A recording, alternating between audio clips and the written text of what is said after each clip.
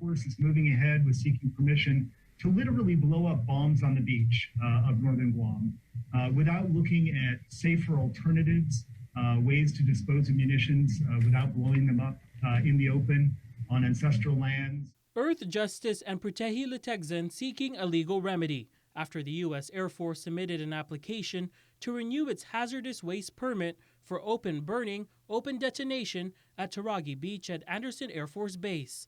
They say the Air Force failed to take a hard look at environmental impacts, violating the National Environmental Policy Act. If you look across, the United States at various communities where open burn is happening by the U.S. military, there are extremely high rates of particular forms of illness, cancers, all kinds of environmental issues. There's issues of water contamination, soil contamination.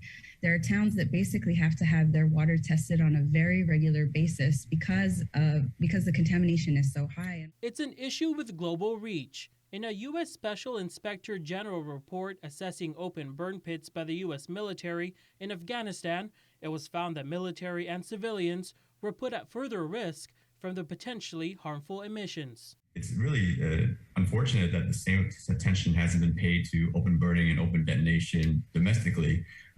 It's not just something that happens during wartime in another country. It happens in everyone's backyards, right? It's happening on the beach on the northern coast in Guam.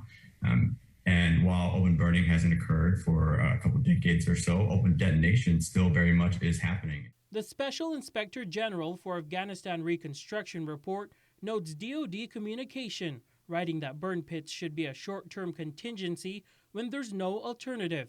The Obama administration launched a registry in 2014 to better understand the impacts of exposure to airborne hazards during military service. In 2019, Trump signed into law legislation that would phase out the use of burn pits. Earthjustice says the big question is why the wartime practice is planned for Guam. Why are you doing this? What are the impacts?